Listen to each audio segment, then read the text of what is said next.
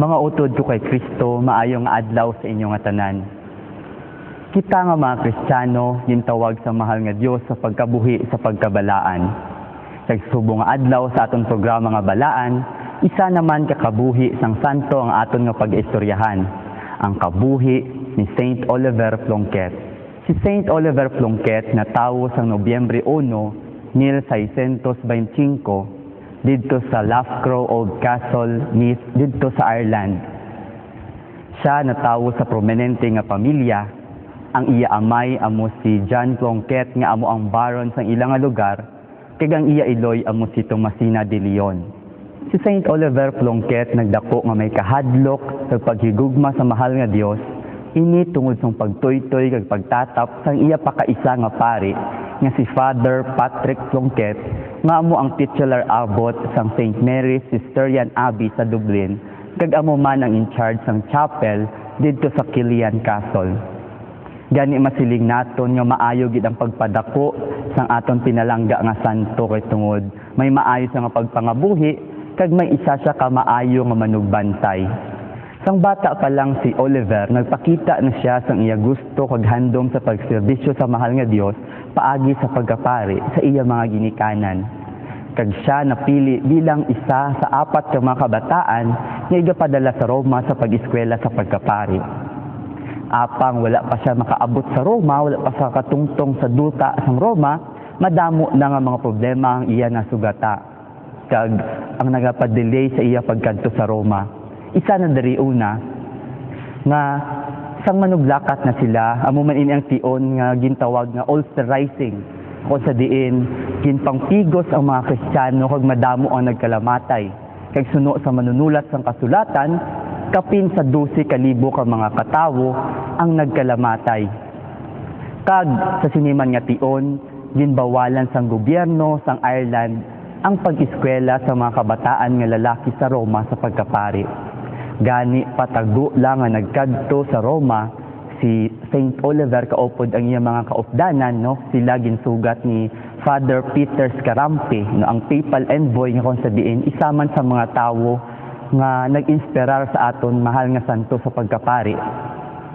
So kay tungod ginbawal, patago sila nga nagkadto sa Roma. Apang wala pa sila makapalayo sa pantalan sang Ireland, nakit-an na sila sang iban nga mga opisyal sang gobyerno kag ginlagas sila. Tungod sa kahadlok nga mapriso kag madakpan sang sini nga mga opisyal, nagpangamuyo ang aton mahal nga santo kaupod kanday Father Scarampi kag sang iban pa nga mga kabataan sa mahal nga Dios, nangay sila sang bulig nga hindi sila tani madakpan kag wala gid ini ginpabungol-bungolan sa mahal nga Dios. Ang mahal nga Dios yung sa batang ila pangamuyo paagi sa isa ka mabaskog nga hangin, no? Kag nagdako ang balod kung sa diin pagkatapos ng pila lang ka minuto, nagkanay man ang hangin kag ang balod kag wala na dayon makitaa ang mga nagalaga sa ila. Kag nagpangamuyo ang aton mahal nga santo kung nagpromesa sa mahal nga Dios, sa ila pagpasalamat sila magakadto sa lugar ni St. Francis of Assisi, no, para sa isa ka pilgrimage. Apang anti sila makaabot pagid sa Assisi, isa pagid ka problema ang ila nasugata. Sila ginsugata pagid sang madamo nga mga pirata kung sa din ginkuha ang ilang mga pagkabutang kag ang ilang nga kwarta. Apang wala ini naghatag sang kadula sang paglaom sa aton mahal nga santo. Padayon gihapon sila nga nagkadto sa Roma kag paghapit didto sa Assisi para sa pilgrimage. Sang didto na sila sa Roma, dako gid ang kahangawa sang aton mahal nga santo sang ilang nga kita. No, kay tungod kalayo gid sang itsura sang Ireland sa Roma, no, ila nakita ang mga manami nga simbahan, mga manami nga hardin kag mga manami nga mga monumento. Kag didto nagkabuhi si Saint Oliver bilang isa ka estudyante. Bilang isa ka estudyante, hindi sang mahupos ang pag-eskwela kay ni Saint Oliver. Una tungod kay malayo sa iya pamilya kag mabudlay magpadala sang kwarta sa iya. Sugani si Saint Oliver gamay lang na-kick out sa Irish College dito sa Roma kay tungod wala siya sang pangbayad. Salamat sa Dios kay ara pa si Father Peter Scarampi nga nagbulig sa iya. Apang sa tiyak sa sinitanan nga kabudlayan, Si Saint Oliver mahugod nga nagtuon kag nagtimakas nga magiging isa ka pari. Sa pagkamatuod siya pagani ang pinalangga nga estudyante sa ilang rektor kay tungod sa iya pagkamaalam kag tungod sa iya pagkatalentado man.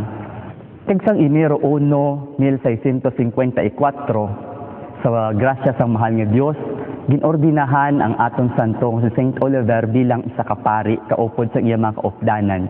Kag isa ka layi didto sa Irish College nga kung ikaw gali magpare kung ikaw taga Ireland, dapat ikaw magaserbisyo didto man sa Ireland. So dapat pagkatapos ng ordinasyon, magabalik sila didto sa Ireland sa pagserbis sa mga tawo. Ugaling wala ini naman madayon, kay tungod may kinagamo naman sa ilang lugar. Kag ini nga kinagamo yin tawag nga Cromwellian Conquest, na kung sa diin yung pangpigos naman ang mga Kristiyano.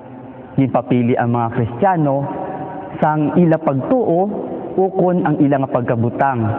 Kag madamo gidya nga dalayawon nga mga Kristiyano ang mas ginpili ang ila pagtuo sang sa ila nga pagkabutang. So kay tungod sini nga hitabo, wala makabalik nga daan sa Ireland si Saint Oliver. Gani nagpadayon pagid siya sa pag-eskwela sa Roma, kag siya nag-eskwela sang abogasya. Kag subong man siya nagtudlo bilang isa ka professor sa apologetics kag sa church controversies dito sa Irish College. Kag nagserbi sa ospital sang Santo Spirito Hospital kaupod sa mga Ortorian nga pari. Diri sa Santo Spirito Hospital, no, dalayawon gid kag ginadumdum gid sang kadam-an nga mga pasyente si Saint Oliver. Kay tungod kung kaisa ginakulang na siya gani sa allowance, ang iya kwarta ginabakal pa niya sang pagkaon para lang may ipakaon sa mga imol nga pasyente. Iya pa na sila ginabaklan sang bayo para sila lang may bayo nga suksukon.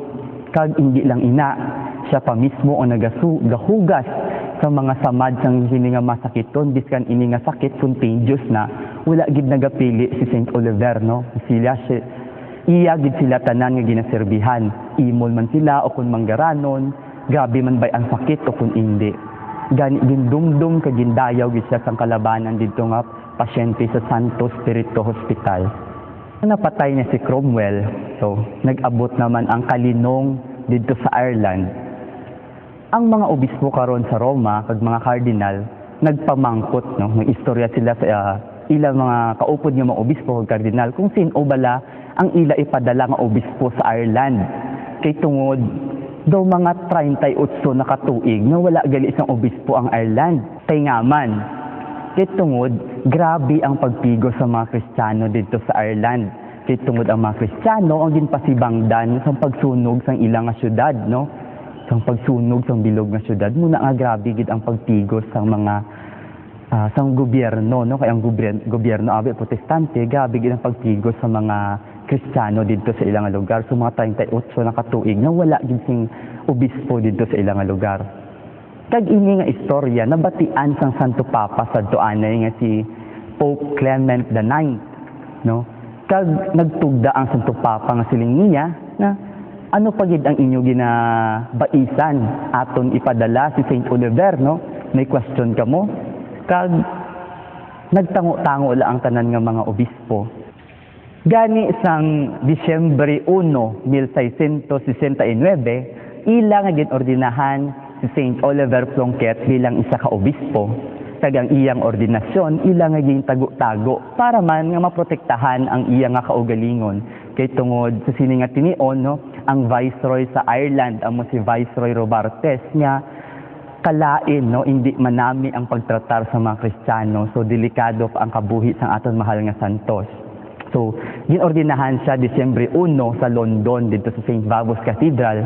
Kag pagkatapos gid sa iyang ordinasyon, naghambal siya sa mga tawo nga kinahanglan hindi na siya dito magtener, hindi na siya magdugay sa London, kag kinahanglan makabalik na siya nga daan sa Ireland. Kay excited na gid siya nga magserbisyo sa mga tawo didto. Ugaling ang panahon wala nagpasugot kay tungod Disyembre yadto nga bulan kag malamig, no. Tuman kalamig dito sa London kag imposible ang pagpanlakaton ni Saint Oliver pabalik sa Ireland, no. Ang temperatura sadto suno sa mga manunulat sang kasulatan naglabot sa negative 6 degrees Celsius, no? Kung ang aton gani tubig sa refrigerator sa 0 degrees Celsius pa lang nag-ice na, ano paihan kung mag negative 6, no? Kaya kung aton bayo mo nilang kanipis, siguro pati ang aton dugo magabilog. So gani nagtiner pa sang kapin sa 3 ka bulan dito sa St. Oliver sa London. Kasi siya pag tiner dito sa London, may nakilala siya nga duha ka pare, no? Una si Father Howard, ang pare niya kung sa diin nagpakita sa iya sang rason kung nga man grabe gid kaaki sa gobyerno sa mga Kristiyano. Kang ikaduha, amo si Father Fulton, na sikat niya sa pangalan nga Captain Fulton, no? Si Captain Fulton, isa siya ka ex nga military nga naging isa ka pari. O galing para maprotektahan ang iya kaugalingon, wa siya nagasuksok sang bayo sang isa ka pari, no? Nagasuksok sa isang uniforme sang isa ka military. May ara sa iya nga espada, kag may ara sa iya nga armas luthang, no? Para maprotektahan ang iya nga kaugalingon sa pagpigos mo sang gobyerno dito sa London. So naghatag ini sang idea sa aton mahal nga santo nga si Oliver nga mag-disguise man sa pagbalik niya dito sa London. Gani sang May 7, 1670 nakaabot gid man siya dito sa Ireland, kag wala man siya gihapon nagpakilala nga bilang isa ka obispo. So nagpakilala siya nga isa man ka military, no, nangayos ning bayo kay Captain Fulton, no, kag siya naglagaw-lagaw man sa Ireland nga may ara nga espada kag may ara nga armas luthang, no? Kay tungod sang pag-abot niya didto sa Ireland, si Viceroy Robartes Japon ang viceroy sa ilang nga lugar. Kag para maprotektahan pagid ang iya nga kaugalingon, no? Nahimo niya gani kung kaisa nga magkadto sa mga bear house, no? Kag mag-inom-inom, magsuot-saot sa mga babayi kag magkanta-kanta para lang gid maprotektahan ang iya kaugalingon. Hasta sang isla ng ilang nga viceroy sang pag-abot ni Viceroy Berkeley nga isa ka mabuot nga viceroy, no? Kung sa diin gin tugutan na ang mga Kristiyano sa pagsimba sa ilang mahal nga Dios kaysa pagselebrar sang ilang nga liturhiya. Kag diri na nga tion nakakita sang tsansa si Bishop Oliver, no, sa paghimo kung ano gid ang iya nga misyon didto sa Ireland. So nagsuksok na sa sang regalya sang isa ka obispo kag nagkadto sa iya mga sinakpan, no? Ang iya gali sinakpan hindi lang sang isa ka diocese, unsi gid gali ka diocese.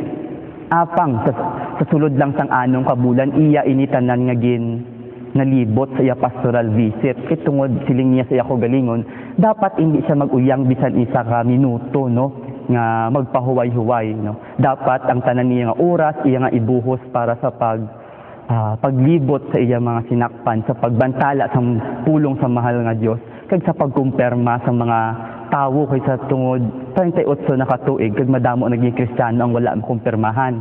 Gani siya pagbisita sa 11 ka diocese nga iyang gisakpan, aga udto kag hapon ang iya konfirmasyon. So diri gani sa aton, no, sa sulod sang isa ka tuig na kada 4 pagali kita ka tuig ginabisitahan sang aton nga obispo.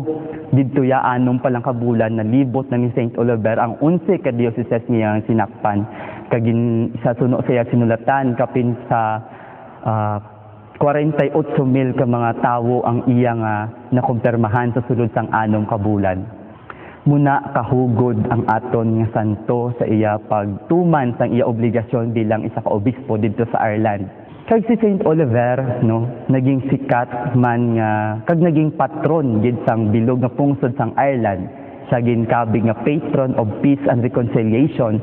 Tungod siya nagdala sang kalinong, katawhay kag paghiuli hindi lamang sa sulod sang simbahan sa mga Kristiyano dito sa Ireland, pati man sa gobyerno kag sa ginasakop sang gobyerno.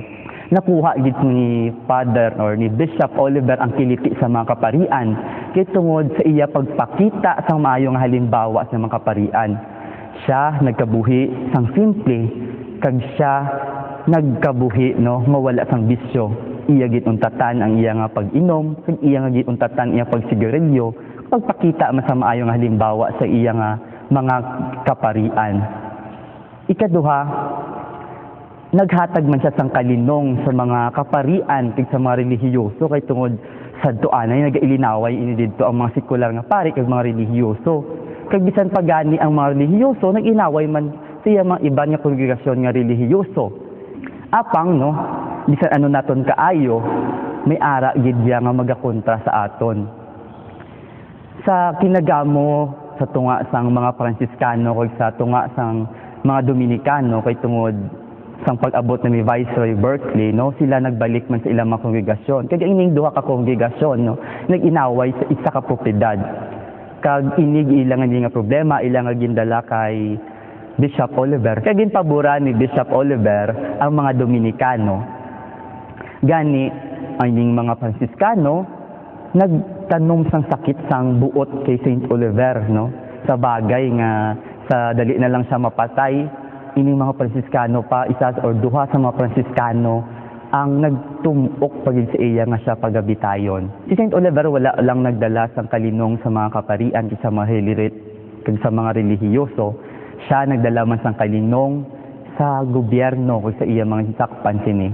Si Bishop Oliver nagsaka sa bukid para sa pagkipag-istorya sa mga bandido didto nga grupo. Ang mga grupo sa mga makawat kag mga grupo sang manugpatay. Kag iya sila gin istorya sa lingwahe nga ila nabalaan. Maabilidad ining aton nga obispo, ining aton nga santo kay tungod sa iya pagbantala sa mga balita sa iya maging sakpan, ginagamit gid niya kung ano ang lingwahe sa ilang lugar. Kag iya ini inganyo pabalik sa simbahan, pabalik sa matadlong nga dalan, kag pabalik sa pagserbisyo sa gobyerno. Kag tungod nakit-an mas ning bandido nga grupo ang kaayo, no, ang pagkabalaan sang aton nga santo, sila tanan nagbalik man sa simbahan sa pagserbe, kag sila nagtuman na sa kung ano man ang ginasugo sang gobyerno. Gani sang si Bishop Oliver ang naging obispo sang Ireland, naging malinong, no, hindi lamang ang simbahan kundi pati man ang ilang pungsod. O galing sang 1673 nagbag-o naman ang huyop sang hangin. Ginumpisahan naman sa gobyerno ang paghingabot kag panglaga sa mga Kristiyano. Kay tungod nagplano kuno ang mga Kristiyano sa pagpapatay sang ilang hari nga si King Charles II para buslan ini sang isa ka Kristiyano nga hari. Si Saint Oliver, no, giinganyo niya ang mga kaupod niya kaobispuhan kag mga kaparian nga hindi nila pagbayan ang ilang maging sakpan, no. Pero sang ulihi iya man nakit-an nga mas maayo nga kun siya magpanago danay. Apang bisan samtang nagapanago ang aton mahal nga santo, padayon gihapon siya sa pag-ubra sang maayo, no. To the extent nga ginbaligya paniya ang mga pagkabutang sa simbahan para lang maipakaon sa mga imol, no. Sa iya pagpanago, no, sa pagpahingabot sang gobyerno sa iya kag sa kaupod niyang mga Kristiyano, wala man gihapon siya ginpabayan sa mahal nga Dios. No, may one time gani nga grabe na gid ang katugnaw sang klema sa ilang lugar, kag wala sa sing may matulugan. Kag may isa ka tawo nga magpalapit sa iya sa paghagad sa pagtulog sa ilang balay, no. Ang inigili nga tawo isa sa mga pulubi nga iya sadto anay nga ginbuligan. Pag gintagtulog sila sa gamay lang gid nga balay kag wala gani sang heater didto sa ilang balay, apang sang pagsulod nila sa didto nga balay, wala na sila nakabatsyag sang kung ano man niya kalamig, no, nakatulog sila sang maayo. Isa pa gid ka istorya nga samtang nagapanago si Saint Oliver, no, nga grabe na gid ang pagpanglaga sa pampigo sa mga obispo. Grabe na gid ang kabatsyag niya sang ikagutom. May ara nga tawo nga nag-agi lang didto sa ilang lugar, nga hindi man gani niya kilala, nga naghatag sa iya sang pinakamanami nga tinapay kag preska nga gatas, no. Diri nga mga instances aton makit-an nga wala gid ginapabayaan sa mahal nga Dios ang iya mga pinalangga. Gani nagpanago si Saint Oliver sa gobyerno, no, kag padayon ang iya pagserbisyo sa mga tawo asa sang Disyembre 6, 1679 kung sa diin nadakpan siya kag siya ginpasibangdan nga sa kuno nagaubra sang grupo nga mag-aalta batok sa gobyerno, kag sa kuno nagatipon sang kwarta, no, halin sa 11 ka mga dioceses niya nga nasakpan para sa pagbakal sa mga armas kag para sa pagbayad sang kapin sa 72,000 ka mga tawo nga mag-aalta batok sa gobyerno. So gani na priso sa Newgate Prison dito sa London, kag sangyara na sila sa Korte Suprema, no, para sa pagpamati, no, sang kaso ni Saint Oliver Plunket. ginhatagan siya sang 15 lang kaadlaw sa pagpangita sang ebidensya kag mga testigo nga siya inosente sa mga ginaakusar nga kasalanan sa iya.